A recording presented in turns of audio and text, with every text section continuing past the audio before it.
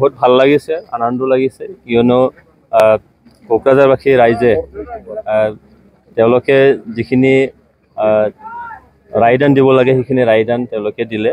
তাৰ বাবে মোৰ ফালৰ পৰা মই সকলো আমাৰ কোকৰাঝাৰবাসী ৰাইজলৈ মোৰ আন্তৰিক শুভেচ্ছা অভিনন্দন লগতে ধন্যবাদ জ্ঞাপন কৰিছোঁ যে তেখেতসকলে কোকৰাঝাৰ লোকসভা সমষ্টিৰ পৰা মোক নিৰ্বাচিত কৰাৰ কাৰণে যিখিনি পদক্ষেপ ল'লে, নিশ্চয়কৈ আহি থকা সময়ত এই কোকৰাঝাৰ লোকসভা সমষ্টিৰ যিটো যোৱা 10টা বছৰে ইয়াত জাতি জনগোষ্ঠীৰ মাজত বিভেদগামী এটা ৰাজনীতি কৰিছিলে, এইটোৰ সমন্বয় এটা সমষ্টি হিচাপে গঢ় দিব লাগিব। তাৰ কাৰণে নিশ্চয়কৈ কাম কৰিব লগা আছে।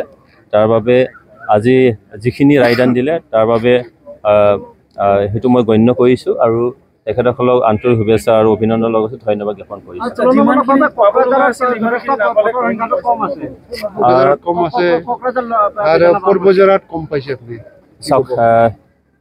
এইটো হ'ল মানে ৰাইজৰ নিশ্চয় তেখেতসকলৰ ৰায়দান, কাৰণ ৰাইজেই ৰজা। ইয়াত ৰাইজৰ যিখিনি তেখেতসকলে বিবেচনা কৰিছে, কিছুমান নিৰ্বাচন কৰাৰ লগে লগে ঢৌ এটা নিশ্চয় থাকে, কিবা এটা বঁটা নিশ্চয় কিবা মুহূৰ্তত নিশ্চয়কৈ বলি যায়। আৰু এনেকৈও হ'ব পাৰে যে লোকসভাৰ নিৰ্বাচন হোৱাৰ লগে লগে মানুহৰ চিন্তাধাৰাবোৰ বেলেগ এটা গতিও কৰে নিশ্চয়কৈ। যিয়ে নহওক, ৰাইজে যিখিনি ৰায়দান দিলে, তেখেতসকলৰ যিখিনি মতামত দিলে, তাৰ বাবে মই সুখী আৰু তেখেতসকলক মই ধন্যবাদ জ্ঞাপন কৰিছোঁ। পোনপ্ৰথমে ৰাইজকে ধন্যবাদ দিব লাগিব, কাৰণ চৰকাৰে যিখিনি কাম কাজ কৰিছিলে ইয়াৰ তথা এই বিটিআৰ অঞ্চলৰ শান্তি সম্প্ৰীতি আমাৰ মাজত ঐক্য সংহতি অনাৰ কাৰণে যিখিনি প্ৰমোদ বড়ো ডাঙৰীয়া কাম কৰিছিলে, তাৰ বাবে তেখেতসকলে বুজি উঠিছে। কিয়নো যোৱা 10টা বছৰে আমাৰ এই অঞ্চলত জাতি জনগোষ্ঠীৰ মাজত আস্থা নোহোৱা হৈছিলে, জীৱনৰ নিৰাপত্তা, সম্পত্তিৰ নিৰাপত্তা নিশ্চয়কৈ নহৈছিলে।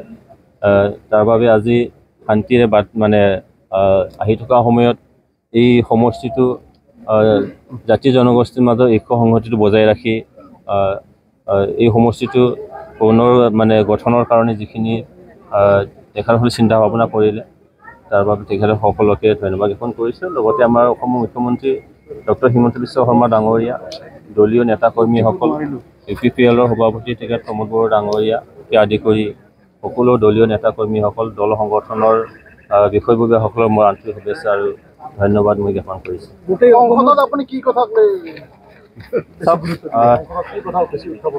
বিটিআৰ চুক্তিৰ এটা দফা নিশ্চয়কৈ ৰূপায়ণ কৰিব লগা কিছুমান আছে। তাৰে মাজত মেজৰ এটা আছে কি ৰাজনৈতিক এটা, আৰু এটা মেজৰটো হ'ল আমাৰ কোকৰাঝাৰ লোকসভা সমষ্টিৰ অন্তৰ্গত অঞ্চলবোৰ আমাৰ ভূটান ৰাষ্ট্ৰৰ পাদদেশত।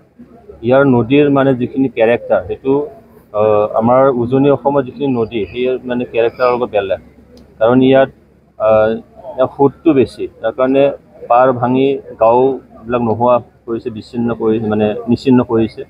তো সেইখিনি পাৰবিলাক কেনেকৈ আমি প্ৰটেকশ্যন দিয়াব পাৰোঁ, তাৰ কাৰণে নিশ্চয় কাম কৰিব লগা আছে। আৰু এই অঞ্চলৰ আমাৰ যুৱসকলক কেনেকৈ কৰ্মমুখী কৰিব পৰা যায়, বা তেখেতসকলৰ যিখিনি এমপ্লয় কৰাৰ কাৰণে যিখিনি পদক্ষেপ ল'ব লাগে, আৰু মহিলাসকল বিশেষকৈ। তাৰোপৰি শিক্ষাৰ ক্ষেত্ৰত আমাৰ এই অঞ্চল বিভিন্ন শিক্ষানুষ্ঠানৰ নিশ্চয়কৈ দৰকাৰ আছে, ইয়াৰ বাবেও নিশ্চয়কৈ কাম কৰিব লাগিব।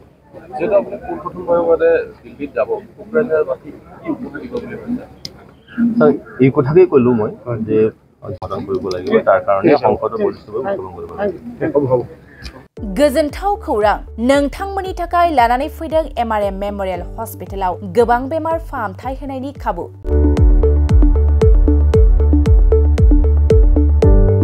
बेमारि सुबुंफोरनि थाखाय गोजोनथाव खौरां MRM मेमोरियल हस्पिटालाव मोजां रोंग'थि गोनां डक्टरफोरजों बेमारि सुबुंफोरा मोजां फाहामथाय लानो हानाय सुबिदाखौ लानानै फैबाय MRM मेमोरियल हस्पिटाला।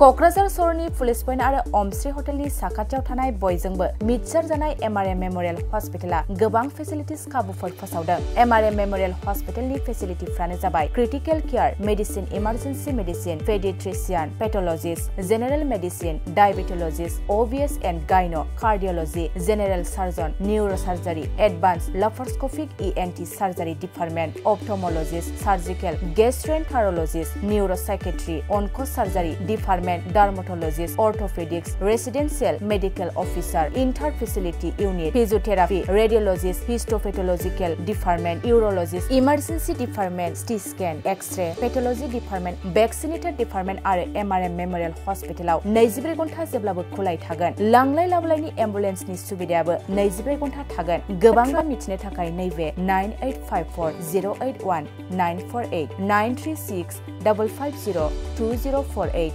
जानबुं नाम्बाराव फन खालामनानै नोंथाङा मिथिनानै लानो हागोन।